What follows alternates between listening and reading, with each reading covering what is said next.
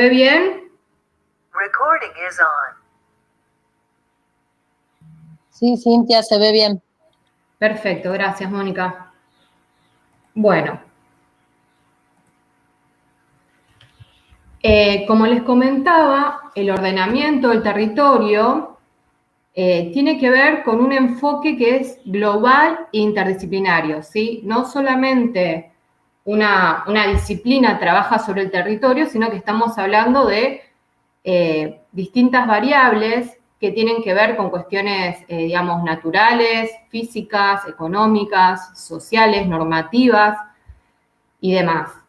Entonces, cuando queremos definir lo que es la ordenación del territorio, lo podemos definir como la división administrativa y competencia del Estado para planificar ciudades, metrópolis, megalópolis, regiones, provincias, naciones, continentes, según sus posibilidades físicas, ambientales, económicas, sociales y normativas también, ¿sí?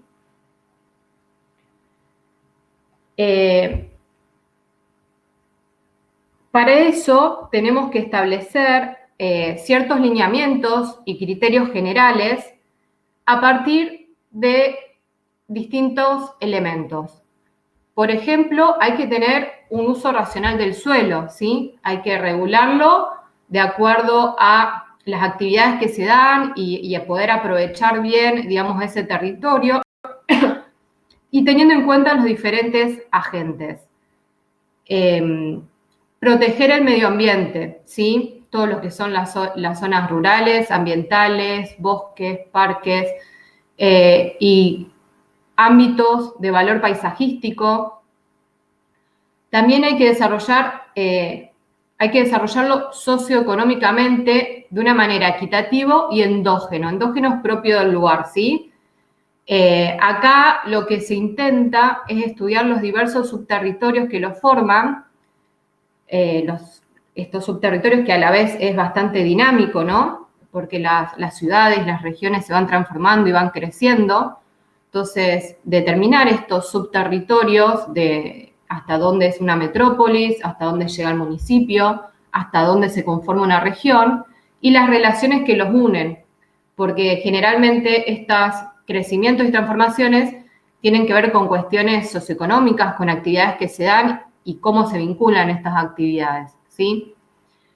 El arraigo de la población. Hay que proponer actividades de usos e infraestructura para tender a mantener la población en sus lugares de origen y no que estén migrando permanentemente. La innovación y tradición, ¿sí? Acá hay que indagar en nuevas formas de intervención territorial. Por ejemplo, se está hablando de parques agrarios, comercios justos, todo lo que tiene que ver con la rehabilitación de edificios o infraestructuras que tenían otros usos, por ejemplo, lo que es el puerto o el ferrocarril, y volverlos a rehabilitar para otras actividades. Y por último, hay que articular voluntades, ¿sí? Acá lo que se intenta es que el sistema de planeamiento urbano-rural integre distintas formas, digamos, de participación ciudadana a través de, por ejemplo, figuras como cooperativa, asociativismo intermunicipal, organización comunitaria y demás, ¿sí? Como antecedentes, tenemos recientemente el Plan Nacional de Suelo Urbano, que es una resolución del año 2019, la resolución 19 del año 2020, que es un instrumento sumamente virtuoso que acaba de aprobarse. También hay normativas similares en Uruguay, en Colombia, en Brasil, el Estatuto de la Ciudad, que intenta de alguna manera regular y orientar el suelo urbano de la ciudad, principalmente para lo que tiene que ver con el uso residencial. A nivel provincial tenemos algunos antecedentes, como en la provincia de Mendoza, con la Ley Provincial de Ordenamiento Territorial y Usos de Suelo del 2009, En Buenos Aires, la Ley Provincial de Acceso Justo al Hábitat, en el 2013, y en Santa Fe se está trabajando sobre un anteproyecto de planificación urbana con igualdad de acceso al suelo y al hábitat desde el 2016. Recientemente se reformuló este proyecto y se presentó otra propuesta. Yo justamente los invité a una charla que se va sobre este proyecto de ley de planificación urbana, de acceso al suelo y al hábitat, que va a ser hoy, a las 6 de la tarde, están todos invitados. Sería interesante que puedan escucharla y participar en el debate, porque son instrumentos sumamente valiosos, ¿sí? Ninguna política de vivienda o industrial o de cualquier actividad, si no tiene una política previa de gestión de suelo, va a ser exitosa, ¿sí? Otro instrumento que tiene que ver con la legislación es el Plan Estratégico Provincial de Santa Fe, que bueno, van teniendo distintas versiones y se van actualizando a nivel provincial. En relación al Plan Nacional de Suelo, comprende 3 elementos, ¿sí? Primero, el Programa Nacional de Producción de Suelo, que es el que determina, digamos, las particularidades de lo que se puede, digamos, realizar en cuanto al suelo urbano, suelo rural, suelo suburbano, las actividades, cómo son las urbanizaciones, y también todo lo que tiene que ver con instrumentos de gestión de suelo, como son convenios, fideicomisos, ajustes de tierra, o instrumentos que tienen que ver con captación de plusvalías y demás. A la vez va acompañado de algo que a mí me parece sumamente importante, que es un programa nacional de capacitación y asistencia técnica política de suelo, que lo que intenta es justamente capacitar a los recursos humanos de los distintos municipios y comunas del país para que se puedan implementar estos instrumentos, que sí, digamos que sí, las personas que trabajan en estos entes gubernamentales no tienen las herramientas y no los conocen, difícilmente los puedan aplicar.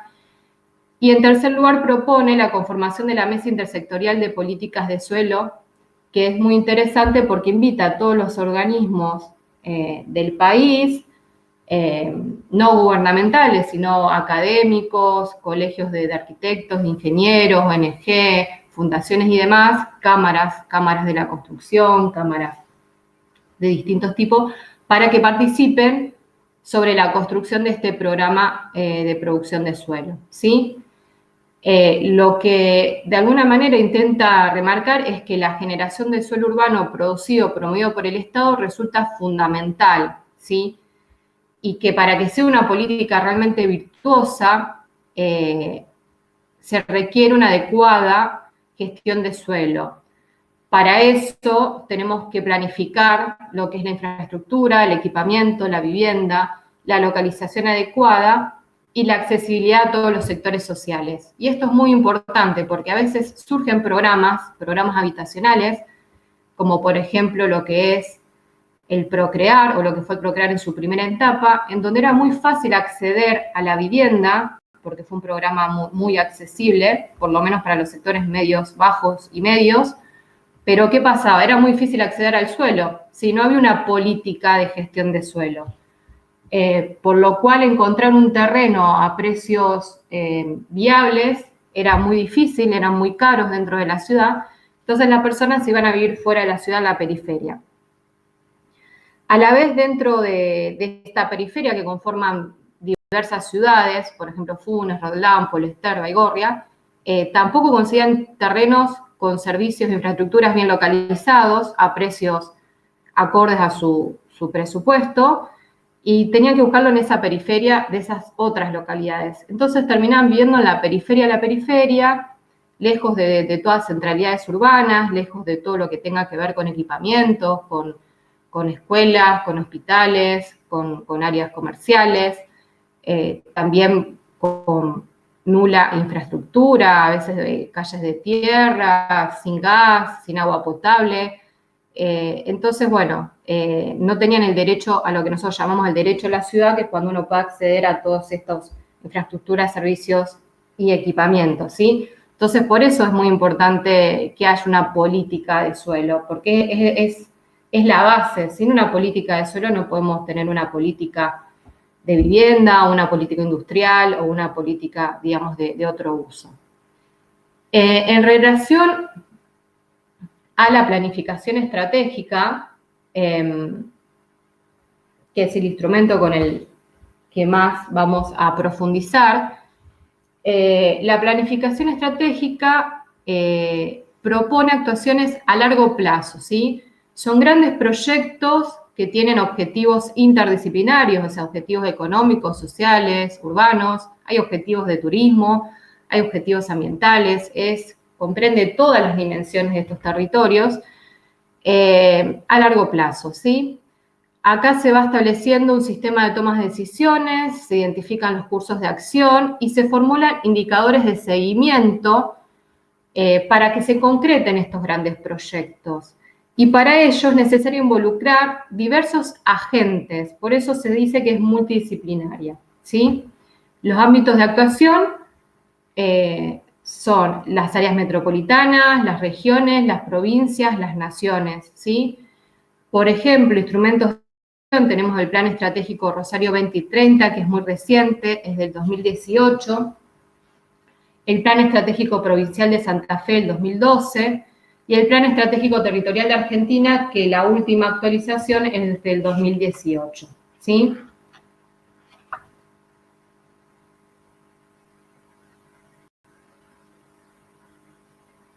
Bueno, en sí, toda estrategia de desarrollo territorial debe facilitar la adecuación competitiva de la realidad de cada territorio a las cambiantes condiciones del nuevo escenario del desarrollo, ¿sí?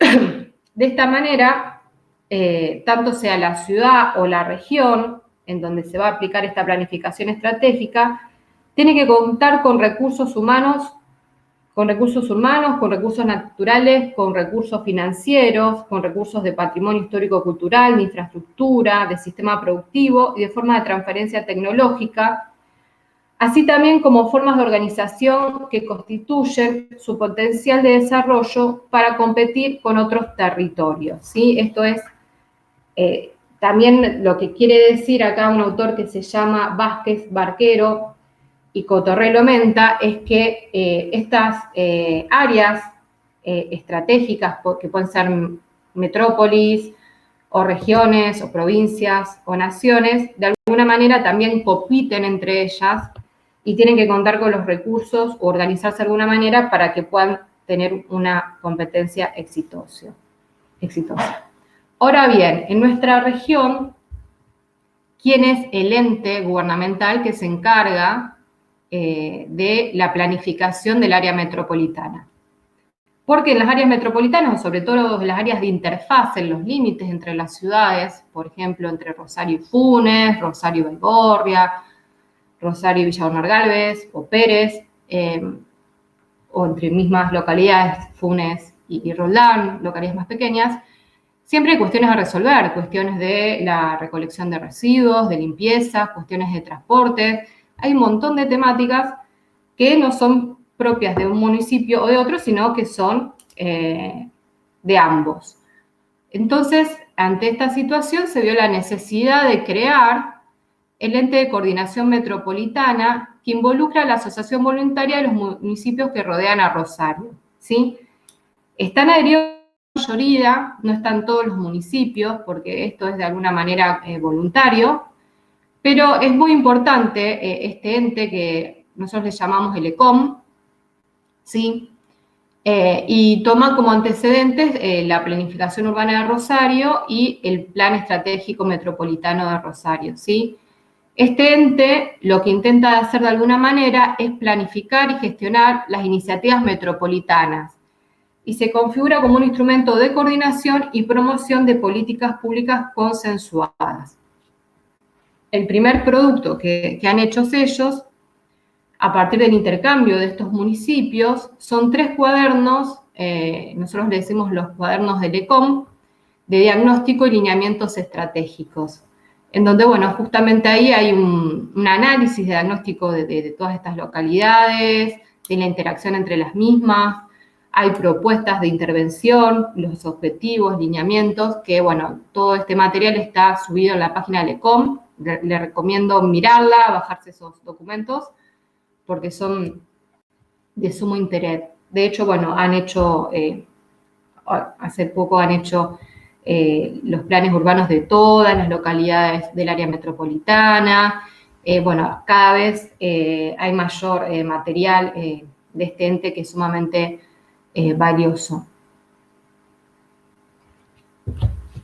Ahora bien, estos procesos urbanos y territoriales, de alguna manera, entienden a la ciudad como un complejo ecosistema de elementos conectados, ¿sí?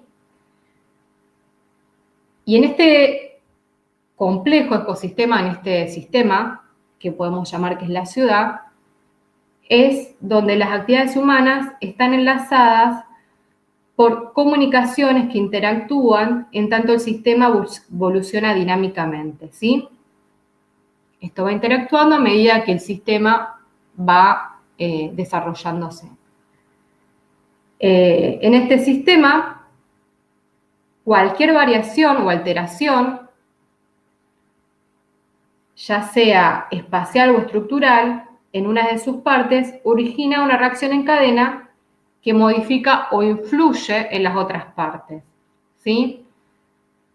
Entonces, desde un enfoque de sistemas, se pretende resolver los grandes desequilibrios generados por el proceso de urbanización a través de una organización de los sistemas de actividades urbanas, la conservación y gestión de los recursos naturales y la mejora de la calidad de vida. Entonces, en este contexto, de alguna manera, se diseña lo que sería un sistema funcional urbano que está principalmente definido por dos partes. La demanda, que es lo que se pide, lo que se necesita, lo que necesita una ciudad, y la oferta, que es lo que ofrece, ¿sí? Entonces, en este sistema, por un lado tenemos la demanda urbana, que es, bueno, serían los agentes económicos, los agentes sociales, las personas, los visitantes, los turistas, que son los que demandan determinadas cuestiones, y la oferta es lo que ofrece la ciudad, que tiene que ver con ofrecer recursos humanos, actividades productivas, servicios, transporte, calidad de vida, apoyo público, distintas actividades humanas, ¿sí? Hay un cuadro que presenta Fernández Gell, que es muy interesante, que de alguna manera esquematiza, por decirlo de esta manera, todos los factores del entorno que son exteriores al sistema de la ciudad, ¿sí? Y que de alguna manera interactúan con la demanda, ¿sí? Entonces, por un lado habla de los factores geopolíticos que tienen que ver con la estabilidad política, con la configuración económica, con aquellas organizaciones o políticas, digamos, de países, por ejemplo, lo que es, por ejemplo, la conformación del Mercosur, o cuestiones económicas si hay una crisis económica. Después habla de factores sociales que tienen que ver con la evolución demográfica, cómo van cambiando las migraciones, las poblaciones, las actitudes sociales, los estilos de vida, de otros lugares que generalmente son captados por los medios de comunicación. También introduce los factores tecnológicos que, digamos, son los de mayor influencia y son los que, digamos, ocasionan los cambios, por ejemplo, los nuevos métodos de producción, las innovaciones, las oleadas tecnológicas, todo lo que es la revolución informática, la internet y demás, las redes, las plataformas, etcétera. También habla de factores económicos que tienen que ver con las derivados de indicadores económicos como el Producto Bruto Interno, las tasas de desocupación, los salarios medios, la inflación, que están todos, digamos, relacionados con, a veces con cuestiones propias, digamos, de los países, y también hay cuestiones de globalización económica. Cuando hay crisis económicas mundiales, repercuten muchas veces en nuestro país y repercuten en nuestra área metropolitana, en nuestro territorio, y eso hace que repercuta en las transformaciones de la región. Y por último habla de factores administrativos, ¿sí? Estos factores administrativos tienen más que ver con lo normativo, ¿sí? Con las distintas leyes, planes que hay, tanto estratégicos como urbanos, también con políticas de descentralización administrativa y con la desregulación y la privatización, ¿sí? Tiene que ver con las decisiones del Estado, tanto sea por omisión o por decisión, tiene que ver con este rol que tiene el Estado principalmente,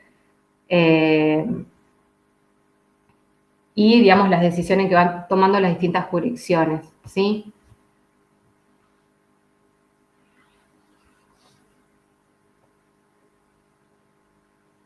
Bueno, ahora, teniendo en cuenta este contexto general, vamos a avanzar en la metodología que vamos a utilizar para desarrollar un plan estratégico, ¿sí?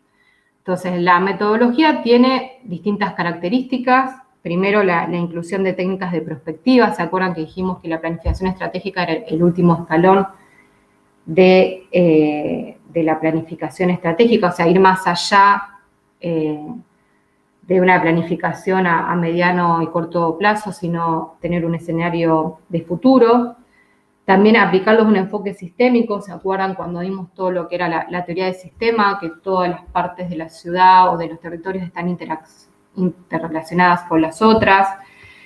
Y también tiene que ver con desarrollar una participación operativa. El plan estratégico o la planificación estratégica lo que tiene de característica es que es participativo, lo construimos entre todos.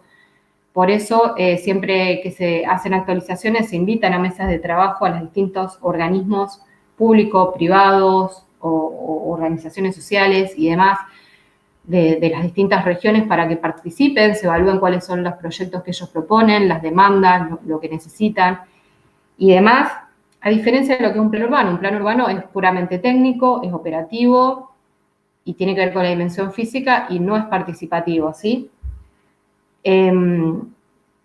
Esta última fase de la participación exige un mayor esfuerzo, ya que se trata de asegurar la participación de todos los actores locales y supralocales que son parte de la ciudad, metrópolis o región, conciliando sus intereses con una estrategia de futuro para la comunidad.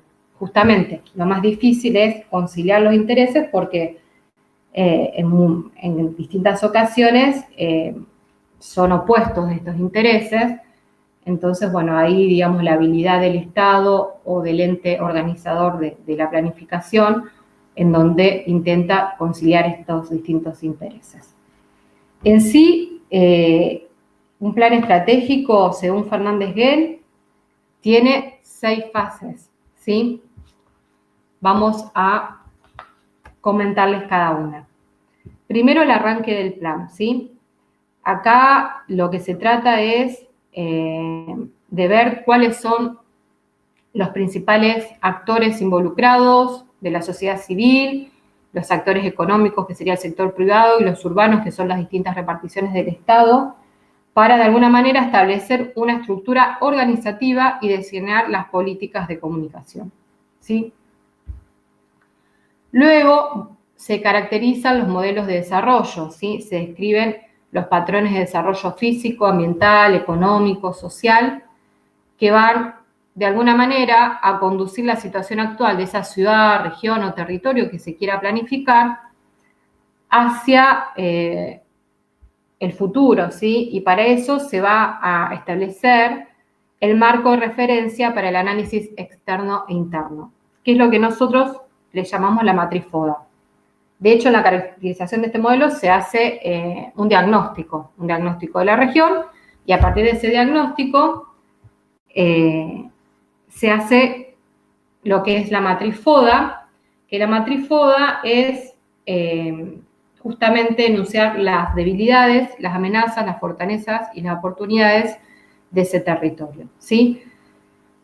En cuanto a las oportunidades y amenazas, tienen que ver con el análisis externo, que el análisis externo es todo lo que tiene que ver por fuera de ese territorio, pero que impacta en ese territorio. Por ejemplo, una crisis económica, un cambio de gobierno, una sequía. Son variables externas, pero que van a impactar en este territorio que nosotros quisiéramos planificar. Entonces, el análisis externo significa identificar y comprender tanto las oportunidades como las amenazas derivadas de acontecimientos externos que afectan al sistema funcional urbano y se realiza el análisis del entorno, demanda y competidores. Cuando hablamos de oportunidades, tienen que ver con acontecimientos, sucesos que van a representar una buena ocasión para alcanzar una ventaja competitiva. ¿Sí? Cuando hablamos de amenazas, tiene que ver con cuestiones desfavorables digamos, de este entorno ante la ausencia de una acción intencionada que de alguna manera van a condicionar a esta ciudad o a esta región, ¿sí? Y en sí se clasifican en dos variables, en cuanto a la probabilidad de que ocurran y a la seriedad de estas amenazas. Después tenemos lo que refiere al análisis interno, que son las cuestiones propias de este territorio, que tienen que ver con la oferta urbana, los recursos humanos, las infraestructuras, las actividades productivas, la calidad de vida, el apoyo público, y que se divide en cuestiones positivas, que son las fortalezas, ¿sí? Que más que todo las fortalezas tienen que ver con los puntos fuertes de la oferta. Por ejemplo, nosotros ahora estamos analizando el batallón, y una fortaleza, bueno, es la conectividad que tiene ese predio, las grandes dimensiones, el gran espacio verde que tiene, por señalarles algunas, y debilidades corresponden a los puntos débiles de la oferta. Por ejemplo, en ese sentido, todo el tema, digamos, del asentamiento que está sobre el cordón Ayacucho, que es una zona sin infraestructura, que hay que de alguna manera resolver, podría tomarse como algún elemento negativo, ¿sí? La cuarta etapa de la planificación estratégica tiene que ver con la formulación de la visión estratégica, ¿sí? Una vez que nosotros concluimos este análisis FODA, que es el análisis externo-interno, que no solamente se hace una matriz FODA, sino que se hace un diagnóstico general similar a lo que nosotros estamos haciendo con el análisis de este barrio, pero a otra escala, y también comprendiendo otras dimensiones, porque recordemos que la planificación estratégica es multidimensional, o sea, comprendiendo cuestiones ambientales, sociales, económicas y demás, no solo lo físico.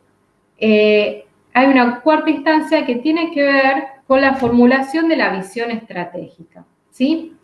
¿Qué quiere decir esto? Quiere decir que, de alguna manera, se diseña el modelo de futuro deseado para esa comunidad, para esa región.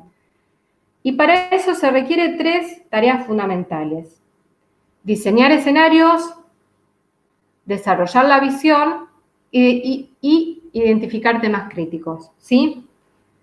Por ejemplo, cuando fueron los Juegos Olímpicos en Barcelona, se diseñó un plan estratégico para el área metropolitana de Barcelona y con una visión estratégica, ¿sí?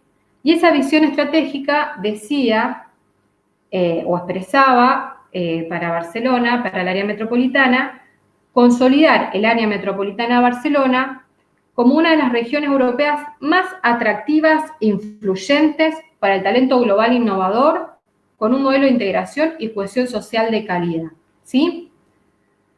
Entonces, bueno, esto sería la visión estratégica, ¿sí? Tiene que ver con hacia dónde queremos ir, qué imagen queremos dar y cuáles son los temas que tenemos que trabajar, ¿sí? Entonces, los escenarios son descripciones del entorno futuro que se basan en supuestos coherentes, tiene que ser coherente, según distintas combinaciones admisibles que los cambios sociales, políticos, económicos y tecnológicos pueden adoptar, ¿sí? Entonces, una de las técnicas que más se utiliza para esto tiene que ver con la construcción imaginaria de historias admisibles en las que se narran secuencias futuras de acciones y las consecuencias de las mismas. Además, para esta visión estratégica hay que contemplar distintos aspectos, principalmente cuestiones físicas, sociales y económicas, ¿sí? O sea, para tener una idea de desarrollo futuro hay que tener una idea multidisciplinaria.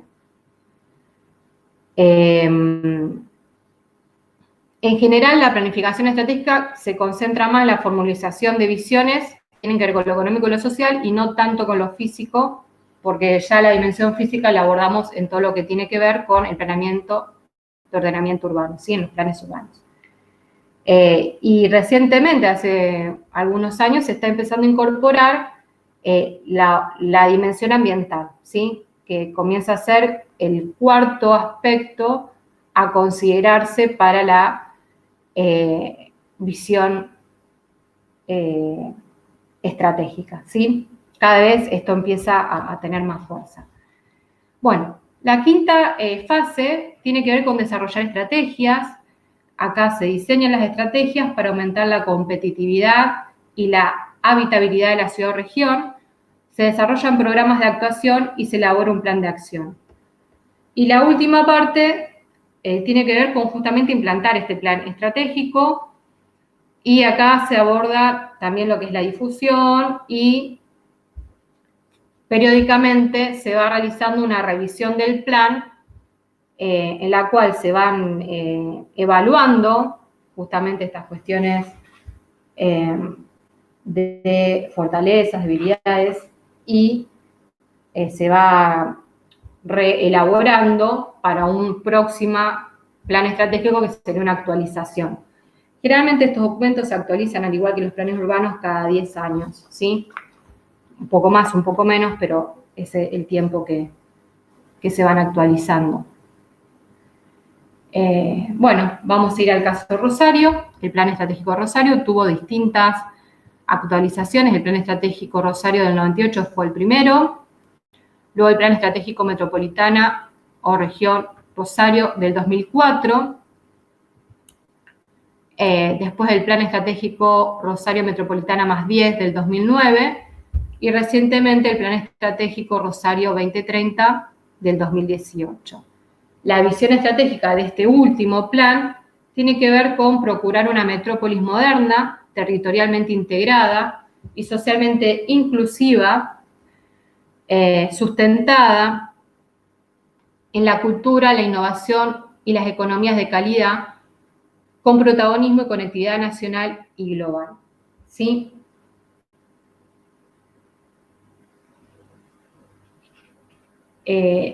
Entiende este plan estratégico o delimita la región metropolitana como el ámbito urbano-rural que se estructura en torno a la ciudad central, que es Rosario, que es la que le da el nombre, la que le da el origen, y se articula con otros centros urbanos, o sea, distintas localidades, que cuentan con un mercado de trabajo y ámbitos comerciales propios. Es el ámbito de las infraestructuras y actividades económicas regionales vinculadas. Esta demarcación no es definitiva, sino que está en permanente cambio, crecimiento, es flexible y está sujeta a las dinámicas económicas, productivas y sociales que involucran a los diferentes actores en el proceso de construcción de un territorio metropolitano. ¿Qué quiere decir esto? Que las regiones se van justamente determinando por las relaciones que tienen entre ellas, por las cuestiones productivas, económicas y sociales. Esto está en permanente cambio, por eso estos documentos se van actualizando, ¿sí? Antes de seguir describiendo la región, les quería comentar en relación a estos documentos que el primero del año 98 toma como modelo las experiencias de España, tanto Barcelona como Bilbao, y la visión que dio en ese momento tenía que ver con Rosario es una ciudad sustentada en el trabajo y la creación, con oportunidades de vida y de progreso para todos sus habitantes, que recupera el río y se constituye el punto de integración y encuentro en el Mercosur. Luego, con la reactivación económica, que fue a partir del 2003, ¿no? Rosario empieza a tener muchísimo desarrollo y tuvo un proceso de metropolización bastante importante, generando interconexiones sociales, económicas y urbanas que hacen que este territorio se amplíe, y por eso se empieza a trabajar con distintos municipios y comunas y se la empieza a reconocer como una región metropolitana, ya no como un área, sino como una región, y por eso se diseña el Plan Estratégico 2004, que la visión que tenía era que Rosario y su región constituyeran una realidad con identidad territorialmente integrada, socialmente inclusiva y políticamente participativa, que se proyecta como polo de innovación, conocimiento y producción. Luego, bueno, el plan del 2009, que es la actualización del 2004, que en sí no se terminó de aprobar, sino que resulta un documento de trabajo, en lo cual, digamos, se incluyeron más proyectos que tenían que ver con el funcionamiento o avances significativos de este área metropolitana, ¿sí? Bueno, el último ya lo mencionamos. En cuanto a la región metropolitana de Rosario, según el Plan Estratégico Provincial, nosotros estamos en la microrregión C, o sea, el departamento de Rosario se divide en 5 zonas y nosotros estamos en la microrregión C, que sería nuestra región o área metropolitana, que está atravesada por 2 ejes, Mercosur, la hidrovía Paraná-Paraguay fluvial y el corredor bioceánico terrestre, ¿sí? Está compuesta por 22 localidades, hay aproximadamente 1.300.000 habitantes, estos son datos del 2010, una superficie de 1.700 kilómetros, y se configura como un área el área de mayor importancia de la provincia de Santa Fe, y es un centro productivo de servicios y de comunicación ampliada, es donde se produce el 60% del Producto Bruto Provincial. Bueno, es una zona de un clima templado húmedo que favorece la calidad de las tierras, por eso gran parte de la actividad es agropecuaria, ganadera, vinculado a las actividades, digamos, del campo, y tiene un gobierno socialista. Actualmente el intendente es Pablo Jarque. El Plan Estratégico Metropolitano 2010, que fue el plan anterior, tenía 5 líneas estratégicas. Una tenía que ver con la economía de la calidad, la integración y conectividad, la creación e innovación, oportunidades y ciudadanía, y río y calidad de vida. Esto se actualizó en el último documento, que duplica las líneas estratégicas en 10, el Plan Estratégico Rosario 2030, y que estas estrategias tienen que ver con una mayor equidad y hábitat de calidad, incluyen la temática del hábitat, cada vez está más vigente en la agenda urbana, las redes para el desarrollo, la accesibilidad con movilidad integral, la ciudad sustentable y resiliente, la ciudad productiva e innovadora, la cuestión turística internacional, el cuidado y la integración, lo multicultural y la educación, el deporte y el bienestar, y la paz y la convivencia. Como ven ustedes, hay cuestiones vinculadas a lo físico, a lo social, a lo productivo económico, y vean cómo se va involucrando cada vez más las cuestiones ambientales, ¿no? La cuestión de la ciudad sustentable, resiliente, ¿sí? Y demás.